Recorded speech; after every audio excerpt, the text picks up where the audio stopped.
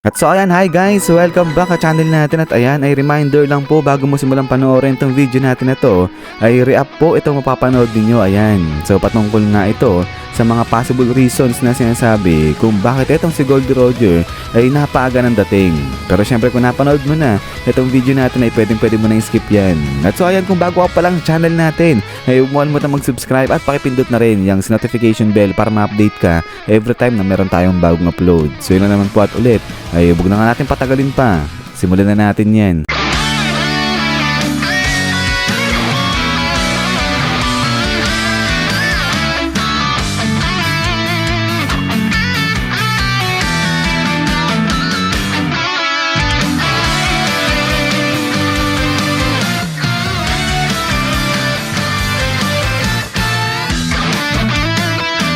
At so ang tanong ay bakit nga napaaga ng dating itong sila Goldie Roger dyan? At kung ano yung ibig sabihin ni Roger sa mga kataga na yan.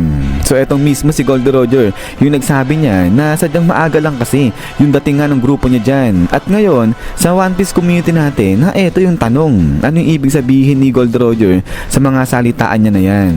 Pero etong mga salitaan na ni Goldie Roger ay napaliwanag naman yan o nasagot yan actually sa mga iba pang mga panels. At eto nga yan nung sa time na pumunta itong grupo nila Goldie Roger dyan sa may Fishman Island. Dahil dito ay kung matatandaan ninyo, agad-agad pinuntahan nila Goldie Roger itong si Charlie. At tinanong ngayon ni Goldie Roger itong si Charlie kung kailan daw nga ba ipapanganak yung prinsesang mermaid. So referring kay Shirahoshi. At so dito sagot itong si Charlie at ang sabi nga dyan na yung prinsesa nila si Shirahoshi ipapanganak yan 10 years pa at least mga 15 years old. Ayan, dyan pala magmamature itong si Shirahoshi. So dito palang makikita na natin na si Goldie Roger alam niya na si Shirahoshi siya yung magiging sunod na ancient weapon, yung Poseidon. Pero ang tanong, ano yung kinalaman nito ni Shirahoshi yung kanyang pagiging ancient weapon sa sinasabi ni Goldie Roger na napaaga yung kanilang pagdating?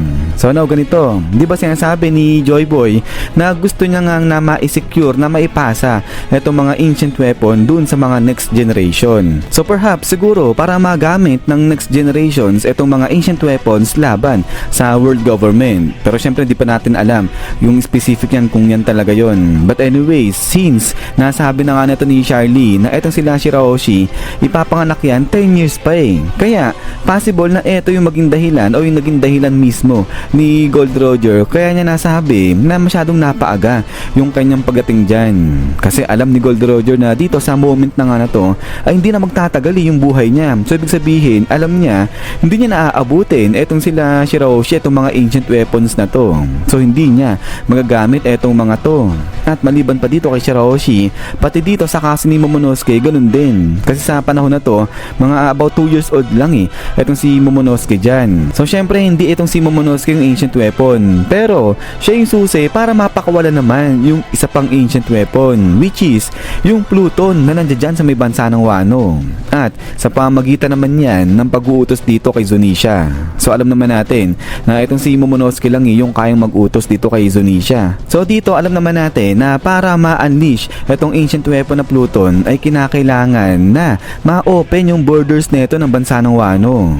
At dito napapasok ngayon itong role ni Zunisha. Dahil dito possible na gawin ni Momonosuke na utusan niya itong si Zunisha na sirain literal yung borders ng bansa ng Wano. Kasi yan yung kailangan talagang literal kailangan sirain yung borders ng bansa ng Wano para ma-open itong bansa na to. At ayun nga yung magiging dahilan para ma-unleash naman itong ancient weapon na Pluton. Pero kung matatandaan nyo pa ay di ba pati dito kay Oden ganyan rin. Kasi yung objective nito ni Oden alam naman natin na i-open yung border nga ng bansa ng Wano para maging open yung Wano na yan. Pero sa tingin ko hindi lang yan basta-basta yung sa simple lang para maging open itong bansa ng Wano. Kung hindi, yan yung objective ni Oden dahil gusto niyang gawin o i-fulfill ba yung will na ni Joy Boy. So ibig sabihin etong si Oden at saka etong si Goldie Roger ay nagkakaisa itong dalawa na to na sundin o i-fulfill nga yung will ni Joy Boy, which is yung siguraduhin na etong mga ancient weapons na to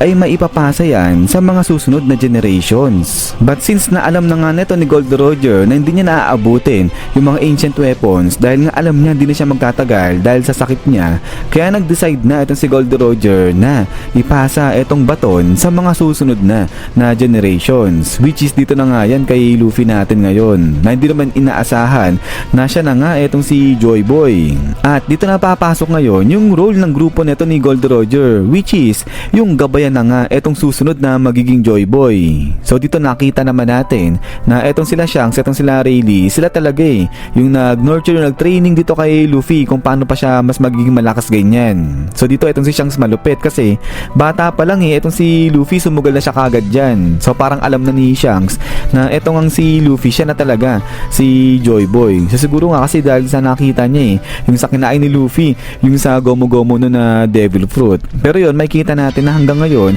ay hanggang sa paglalakbay nga ni Luffy, etong si Shanks yung gumagabay sa kanya. Habang etong si Rayleigh siya naman yung tumulong kay Luffy para palakasin ng husto yan. At so kaya ayan, going back dito ngayon kay Gold Roger, now ay alam na natin yung possible na sagot kung bakit nasabi ni Gold Roger na napaaga sila ng dating dyan. Pero medyo may nakikita lang akong konting problema dito. Kasi nga diba, etong si Gold Roger gusto niya na masigurado rin na yung mga ancient weapons may papasa yan sa mga susunod na generations. Pero ang problema ngayon dito kasi nga yung isang ancient weapon ay seemingly nandito kay Imo Sama, yung kalaban natin.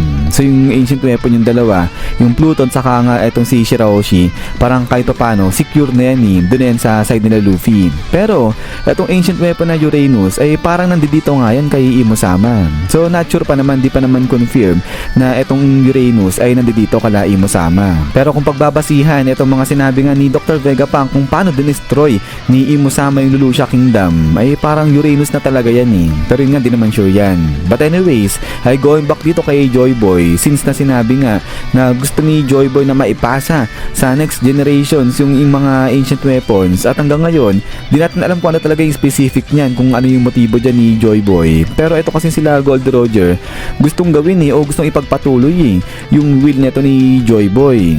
Pero ang isa pang tanong dyan ay paano naman etong will ni Luffy? Ano kaya yung gagawin niya sa mga ancient weapons na yan? At ngayon di pa alam ni Luffy kung ano yung mga ancient weapons na yan. So pag nalaman ni Luffy yung patungkol sa mga ancient weapons na yan at kasama etong si Pluton at saka nga si Shirahoshi, ay dito hindi natin masabi kung ano yung gagawin ni Luffy sa mga ancient weapons na nga na yan. So kitang kita naman natin talaga at ito confirmed na nga na etong si Luffy siya si Joy Boy. Pero ang tanong ay parehas nga kaya ba sila ng will neto ni Joy Boy, yung unang Joy Boy?